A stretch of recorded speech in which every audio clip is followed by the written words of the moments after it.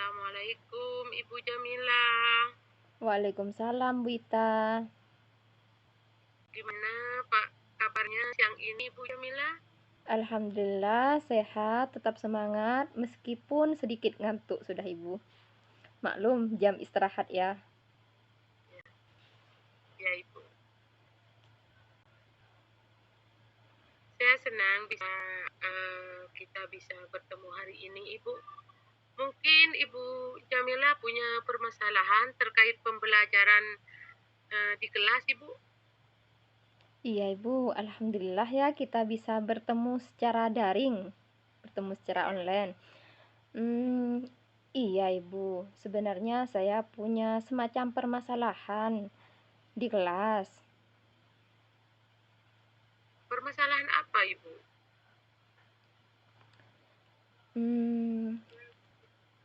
Itu Ibu. Ya biasalah masalah siswa, guru, dan semacamnya. Cuma gini Bu, sebelum ke masalah tersebut, saya itu kan menggambarkan sekolah saya, misalkan jika di rata-rata itu pengennya Ibu di level apa ya, sekarang itu sekolah saya itu sangat minim Ibu, kisaran ada di 4, seperti itu Ibu. Jadi saya pengen apa ya, punya trik khusus seperti itu Ibu. Terus keinginan Ibu kira-kira ingin level berapa Ibu? Nah itu Ibu, yang jadi apa ya, acuan kami sekarang itu pengennya ke level 8. Bahkan bisa di suatu saat itu kalau bisa ya Ibu ke level 10 seperti itu Ibu. Oh, ya. Baik Ibu. Jika seperti itu, mungkin Ibu punya rencana khusus ke depannya agar sekolah Ibu bisa mencapai level yang diinginkan. Ya Ibu, sebenarnya itu saya punya rencana seperti misalkan pengen mengadakan workshop, pelatihan, apa intinya berbagi praktik baik. Seperti itu Ibu. Namun ya itu saya masih terkendala Ibu, makanya saya itu pengen sharing dengan Bu Ita. Hmm. Kendalanya apa Ibu? Apa Ibu punya anak yang beda karakternya atau yang hiperaktif gitu Ibu? Iya Ibu, nah itu siswa di sekolah saya itu memang ya tidak mayoritas lah, cuma saya menghadapi salah satu siswa itu yang hiperaktif. Nah, jadi tuh bagaimana cara mengatasi siswa tersebut seperti itu Ibu? Oh, baik Ibu. Eh, itu pertanyaan yang sangat bagus. Untuk mengatasi siswa hiperaktif, ada beberapa strategi yang bisa Ibu coba. Pertama, penting untuk menciptakan lingkungan belajar yang menyenangkan Ibu. Seperti menggunakan musik relaksasi atau dekorasi yang tenang. Ibu bisa memberikan peraturan dan rutinitas yang konsisten juga Ibu. Eh, itu untuk membantu siswa merasa lebih terarah. Bagaimana menurut Ibu? Iya Ibu, karena itu sebenarnya kan murid saya itu terlalu aslinya itu bisa anaknya Bu, bisa dibilang cerdas lah di atas rata-rata. Cuma itu masalahnya. Kalau di kelas itu kan tidak bisa diam, kadang itu mengganggu temannya. Kadang itu ngambil barang temannya tanpa pamit, bahkan itu banyak laporan dari guru-guru lain itu Ibu, kalau anak ini sering mengganggu di sekolah, kadang itu bolos dan semacamnya.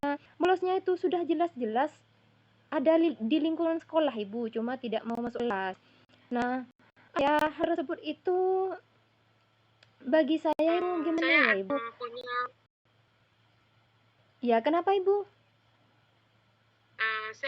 ada beberapa strategi lain yang bisa membantu Ibu. Ibu bisa menerapkannya di sekolah. Misalnya memberikan siswa yang hiperaktif itu dengan waktu yang singkat untuk gerakan fisik selama pembelajaran, seperti melakukan peregangan tangan atau jalan-jalan di sekitar ruangan. Hal ini dapat membantu mereka mengeluarkan energi berlebih dan meningkatkan fokus. Selain itu, memberikan tugas yang menantang dan membutuhkan pemikiran kritis juga bisa membuat mereka lebih terlibat dan tenang, Ibu. Apakah ada hal lain yang ingin Ibu tanyakan? Oh iya Ibu, berarti ya, secara tidak langsung kita sebelum kita memulai pembelajaran ke intinya, berarti kita harus merespon siswa dulu itu misalkan kayak bergerak di kelas, misalkan itu semacam ice breaking kayak gitu ya Ibu? Oh, iya iya Ibu, iya seperti itu. Kita bisa memberi stimulus untuk anak yang hiperaktif itu ya seperti ice breaking itu gerakan-gerakan sederhana lah untuk anak itu Oh Ibu. iya. Kalau itu Ibu, seperti misalkan memberikan relaksasi, maksudnya seperti teknik stop yang sekarang lagi viral itu Bu, bagaimana? Oh ya, bagus itu Ibu. Teknik pendekatan stop itu kita bisa melakukannya waktu anak yang hiperaktif itu waktu apa ya Fleksibel mungkin ya Bu? ya iya eh, Iya. anak itu bisa diarahkan dengan pendekatan stop. Oh iya Kita Ibu. ibu itu bisa memulai dari hmm, yang sederhana saja. Ada anak itu untuk istirahat dulu seperti itu Ibu. Oh iya Ibu. Berarti untuk kondisional ya Ibu ya, bisa di tengah pembelajaran atau saat saat mumet seperti itu ya Ibu. Ya, ya. Nah, sebenarnya gini lagi Ibu, karena kemarin itu saya dengan teman-teman itu Ibu, terkait anak tersebut itu kita kan sempat berkunjung ke rumahnya. Ternyata saat ke rumahnya itu kita tidak bertemu dengan wali aslinya Ibu. Bapaknya itu meninggal, ibunya itu merantau. Nah, Oh sedangkan iya, di rumahnya itu ada neneknya dan faktanya siswa tersebut itu mondok Ibu.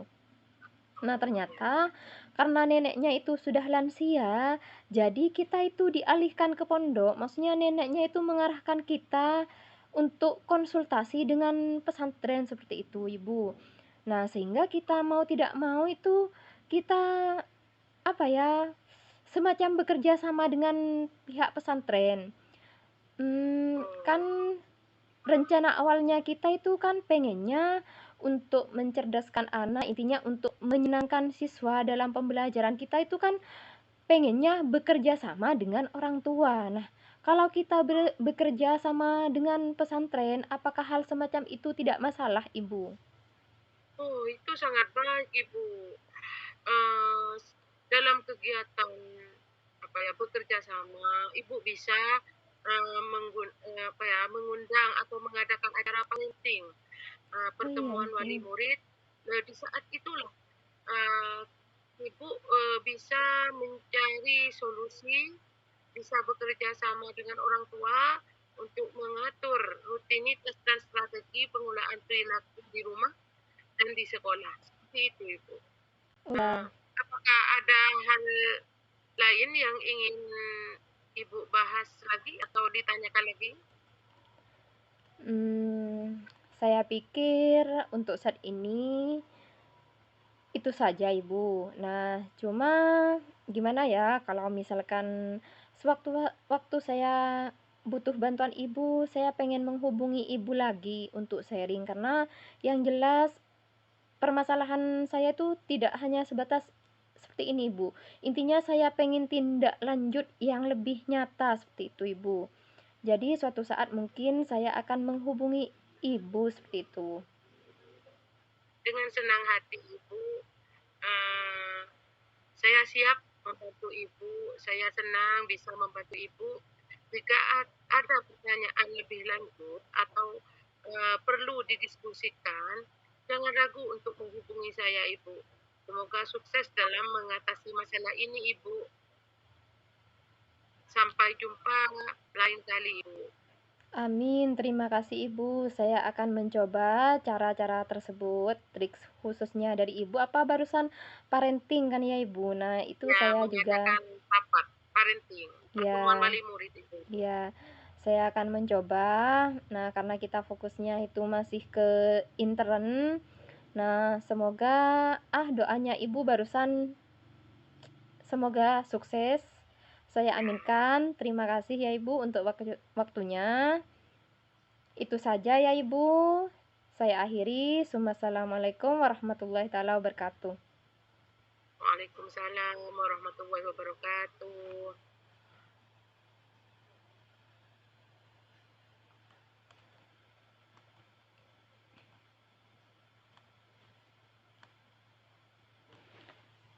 Bisa dilanjut Ibu. Assalamualaikum Bu Ita. Selamat sore. Waalaikumsalam Ibu Jamilah. Selamat sore. Bagaimana dengan Ibu Jamilah kabarnya hari ini Ibu? Alhamdulillah sehat. Kalau Ibu Ita sendiri bagaimana kabarnya hari ini? Alhamdulillah baik. Terima kasih Ibu.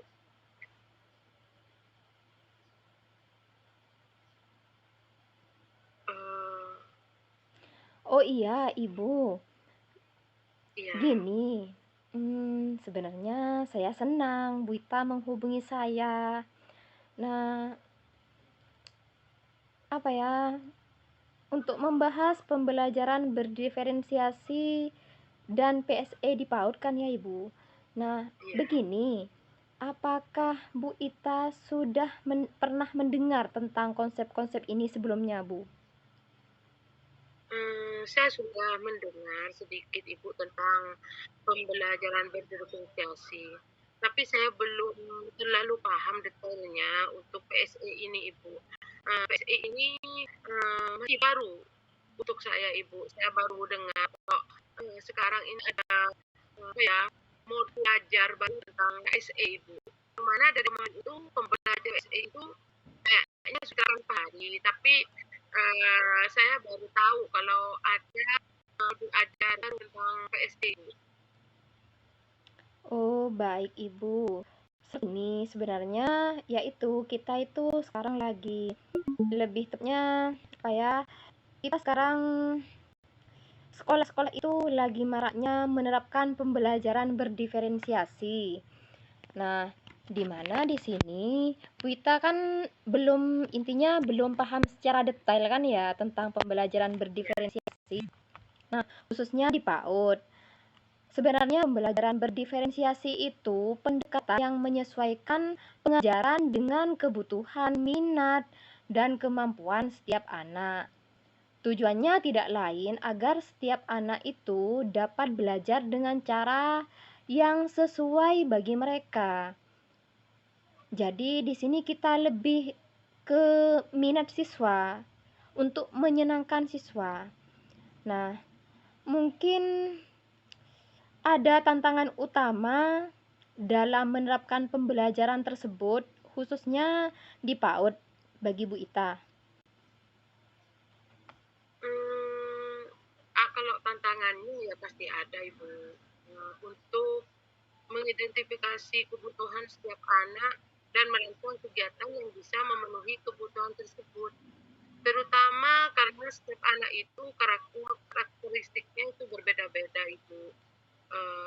Karakter setiap anak itu bermacam-macam dan unik Ibu. Betul sekali Ibu. Jadi karena ya melihat dari kondisi siswa, apalagi kan memang siswa itu berasal dari berbagai macam intinya karakter yang berbeda. Jadi kita perlu adanya identifikasi kebutuhan anak itu memang sangat penting. Nah, selain itu kita bisa melakukan pertama kita seperti observasi, asesmen. Nah, baru setelahnya kita bisa memahami kebutuhan mereka, maka bisa merancang kegiatan yang bervariasi. Jadi,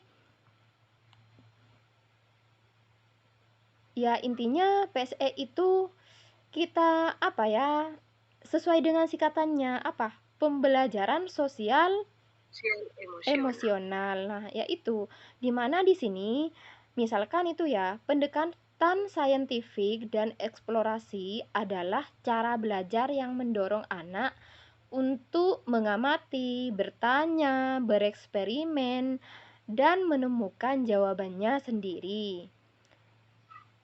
Nah, mungkin ada pertanyaan tentang pendekatan ini, khususnya di PAUD, Ibu. Ada Ibu.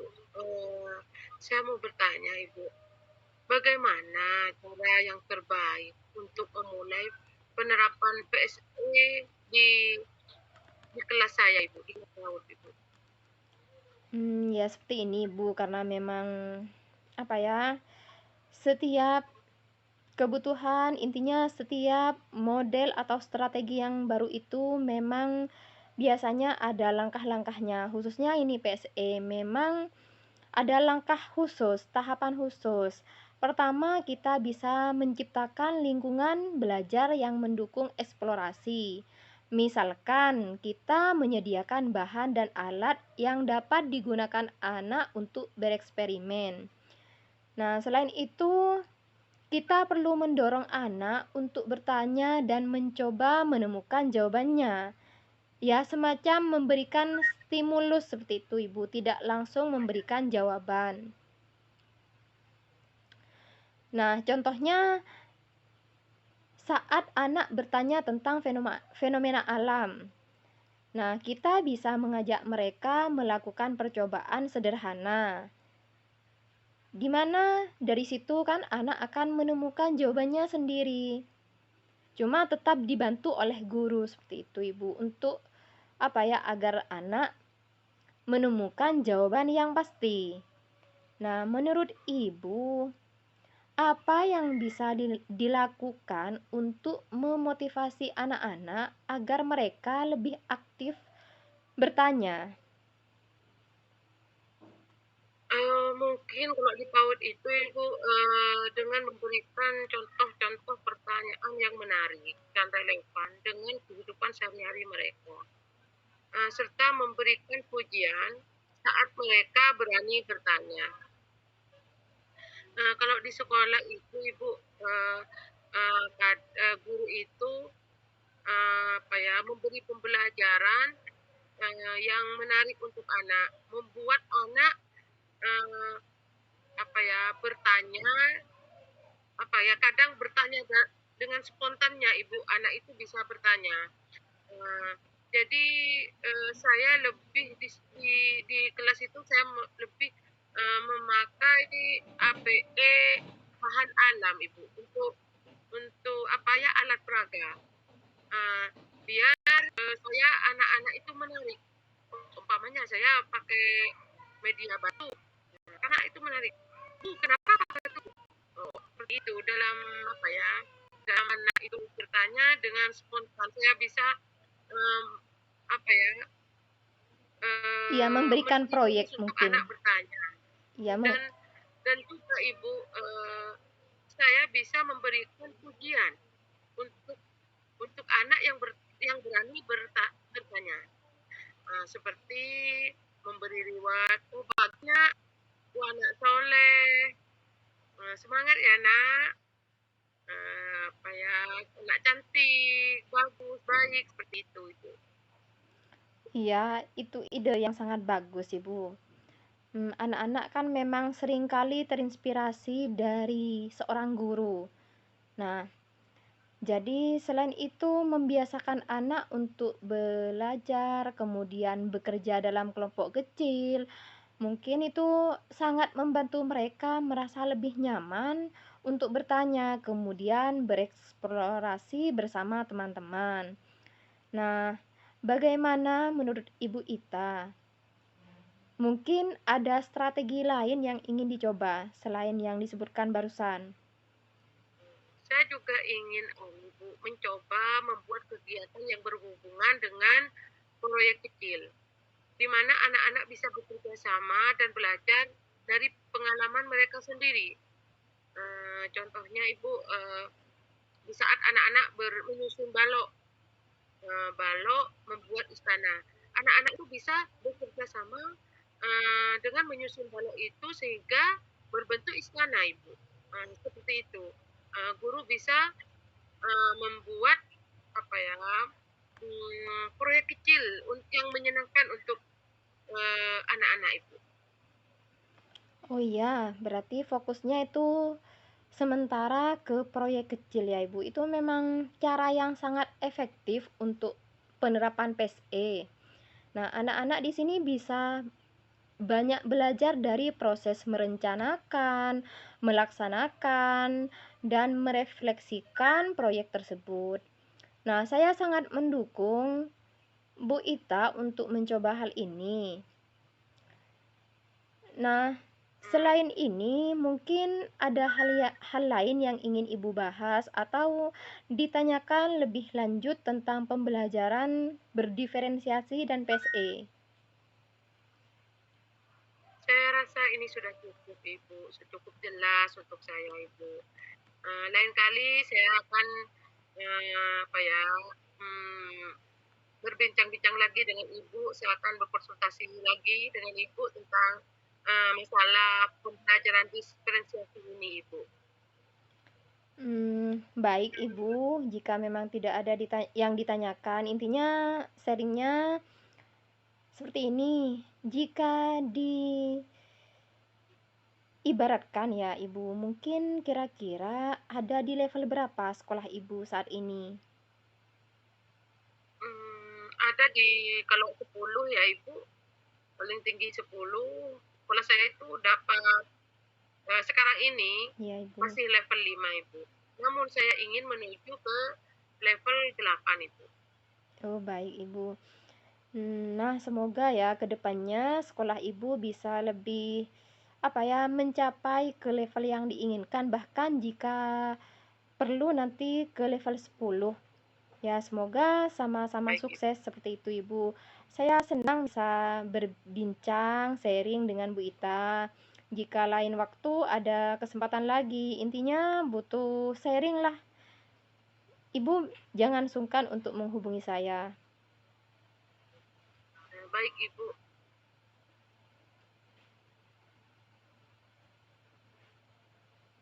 Dapat kepada Ibu, saya juga senang Ibu. Semoga kita sama-sama sukses dalam pembelajaran ini Ibu.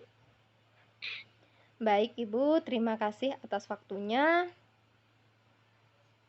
Sampai jumpa di pertemuan daring selanjutnya jika diberi kesempatan. Baik Ibu, sampai jumpa kembali Ibu. Saya akhiri. Assalamualaikum warahmatullahi wabarakatuh. Waalaikumsalam warahmatullahi taala wabarakatuh.